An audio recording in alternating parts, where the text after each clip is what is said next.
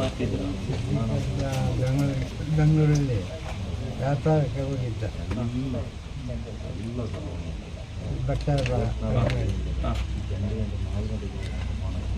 ಈಗ ಅವ್ರು ಮೊನ್ನೆ ತುಮಕೂರಿಗೆ ಯಾಕೆ ಹೋಗಿದ್ರು, ಯಾರ ಜೊತೆ ಹೋಗಿದ್ರು ಅಂತೇಳಿ ಅದು ಅವನು ಇಲ್ಲಿಂದ ಹೋಗಿದ್ದು ಬೆಂಗಳೂರಿಗೆ, ವ್ಯಾಪಾರಕ್ಕಂತ ಹೋಗಿದ್ದು.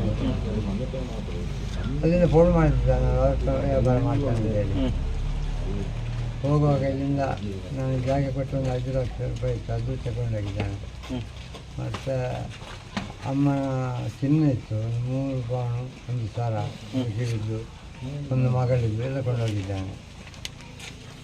ಎಷ್ಟು ಒಟ್ಟಿಗೆ ಹಣ ತೊಗೊಂಡೋಗಿದ್ರು ಅವರು? ಇಲ್ಲಿಂದ ಹಣ ಕ್ಯಾಶಿನೆಲ್ಲ ಈ ಚಿನ್ನ ಇತ್ತು.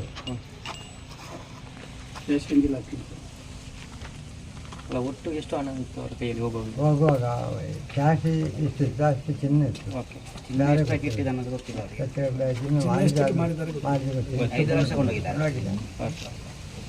ಅದೇ ಎಂಥ ವ್ಯವಹಾರ ಅಂತ ನಿಮ್ಮ ಹತ್ರ ಹೇಳಿಲ್ಲ? ಇದು ರೆಡಿಮೇಡ್ ವ್ಯವಹಾರ ಮಾಡುವಂತ ಅಂತ ಹೇಳಿದ್ದಾರೆ. ಅದಕ್ಕೆ ದುಡ್ಡು ಕೊಟ್ಟರು. ಓಕೆ. ಈಗ ಅವರಲ್ಲಿ ಕಾರಲ್ಲಿ ಕಟ್ಟಿ ಹಾಕಿ ಬೆಂಕಿ ಕೊಟ್ಟು ಕೊಲೆ ಮಾಡಿದ್ದಾರೆ. ಆ ವಿಚಾರ ನಿಮಗೆ ಹೇಗೆ ಗೊತ್ತಾಯ್ತು ಅಂತ? ಅದು ಈ ಮೊಬೈಲ್ ಎಲ್ಲ ಇಲ್ಲಿ ಬಂದು ಹೆಸರಲ್ಲಿ ಹೇಳುವಾಗ ಗೊತ್ತಾಯ್ತು. ಅದು ಯಾವ ಉದ್ದೇಶಕ್ಕೆ ಅವರನ್ನು ಕೊಲೆ ಮಾಡಿದ್ದಾರೆ ಅಂತ ಏನಾದರೂ ಗೊತ್ತಿದೆ? ಅದು ಇಲ್ಲ, ಅವರು ಇದೇ ಕೊಲೆ ಆಗಿದೆ ಅಂತ ಹೇಳುವುದಲ್ಲ, ನನಗೆ ಏನೋ ಗೊತ್ತಿಲ್ಲ. ಸಾಯುವ ಮುಂದಿನ ದಿನಗಳಿಗೆ ಫೋನ್ ರಾತ್ರಿ ಮಾಡಿದ್ದಾನೆ. ಅವನ ಮಗು ಮಾತಾಡಿದೆ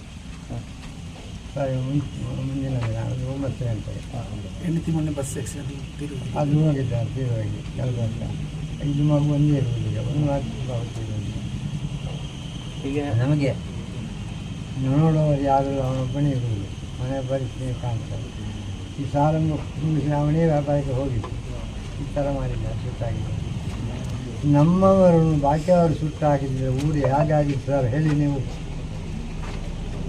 ಏನಾಗಿದ್ದು ನಮ್ಮ ಪರಿಸ್ಥಿತಿ? ಎಲ್ಲಿವರೆಗೆ ಆಗಿದ್ದು ನಮ್ಮ ಪರಿಸ್ಥಿತಿ? ಹೇಗಾದರೂ ಈಗ ಉಂಟು. ಊರಿನವರದ್ದು ಹೇಗಾಗಿತ್ತು ಹೇಳಿ ನೀವು? ಹೇಳಿ. ಜನಪ್ರತಿನಿಧಿಗಳು ಯಾರಾದರೂ ನಿಮ್ಮ ಮನೆಗೆ ಭೇಟಿ ನೀಡಿಸು ಅಂತಾನೆ ಹೇಳಿದ್ದಾರೆ? ಎಷ್ಟು ಈಗ ಯಾವ ಹೇಳಿಲ್ಲ. ಆಗ ಒಬ್ಬರು ಬಂದು ಮಂಗಳೂರಿನವರು, ನೀವು ಬರುವಂತ ಸಮಾಧಾನ ಬಂದು ಅಂದರೆ ಮೋಜಿನ್ ಬಾವ ಮತ್ತು ಇನಾಯಿತ ಅಲಿ ಅವರು ಬಂದದ್ದು. ಇಷ್ಟವರೆಗೆ ಬಂದದ್ದು. ಬೆಳ್ತಂಗಡಿಯವರು ಯಾರಾದರೂ ಬಂದು? ಯಾರು ಎಲ್ಲಿಯೇ ಬರಲಿಲ್ಲ, ಕೇಳಿದವರು ಇಲ್ಲ. ಯಾವ ನಿಮಗೆ ಈಗ ಯಾವ ರೀತಿಯಾಗಿ ನ್ಯಾಯ ಕೇಳಬೇಕು ಅಂತ ಇದ್ದೀರಿ ನೀವು? ನ್ಯಾಯ ಅಂದರೆ ಅವನಿಗೆ ಇದು ಹೀಗೆ ಬಿಟ್ಟರೆ ಊರು ಏನಾದಿತ್ತು ನೀವೇ ಹೇಳಿ. ಹೀಗೆ ಊರಿಗೆ ಸಡ್ಲ ಆದರೆ ಏನಾದಿತ್ತು? ಊರಲ್ಲಿ 3 ಮರಳು ಮಾರಿ ಅದನ್ನು ಸುಟ್ಟಾಕಿ ಅದೇ ಊರಿನಲ್ಲಿ ಇಲ್ವಾ? ನೀವು ಇಲ್ವಾ? ಗೌರ್ಮೆಂಟ್ ಇಲ್ವಾ? ಡಿಪಾರ್ಟ್ಮೆಂಟ್ ಇಲ್ವಾ? ನಾನೊಂದು ಮಾಡಿದ್ರೆ ನನ್ನನ್ನು ಈಗ ಯಾವ ಥರದಲ್ಲಿ ಮಾಡ್ತಿದ್ದೀರಿ ನೀವು? ಇಲ್ವಾ? ಎಲ್ಲರಿಗೂ ನೋವು ಒಂದೇ ಅಲ್ವಾ? ಮಕ್ಕಳು ನಿಮಗೂ ಇಲ್ವಾ?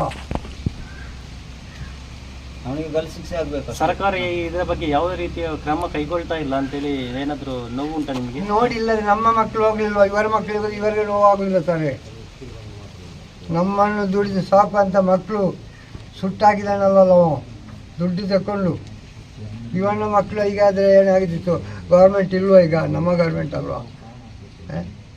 ಈಗ ಸಿದ್ದಿಕ್ ಅವರಿಂದಾಗಿ ಮನೆಯಲ್ಲಿ ಎಲ್ಲ ನಡೀತಾ ಇತ್ತು. ನೀವು ಮನೆ ನೋಡಲಿಲ್ವಾ ನೀವು? ಮತ್ತೆಂತ ನಮಗೇನು ಮಾಡಲಿಕ್ಕೆ ಆಗ್ತದೆ ಅದವರಿಗೆ? ಈಗ ಅವನು ತೀರಿದಂತೇಳಿ ತಿನ್ನಲಿಕ್ಕೂ ಆಗೋದಿಲ್ಲ, ನಿದ್ದೆ ಇಲ್ಲ, ಹೊಟ್ಟೆಗೂ ಇಲ್ಲ, ಮಾತಾಡಲಿಕ್ಕೆ ಆಗೋದಿಲ್ಲ. ಇದು ಒಟ್ಟಾಗಿ ಸ್ವಯಸ್ಫ್ರೆಶ್ ಆಗಿ ಮಾತಾಡೋದು ಅಷ್ಟೇ ಸಾಯೋದಕ್ಕೆ.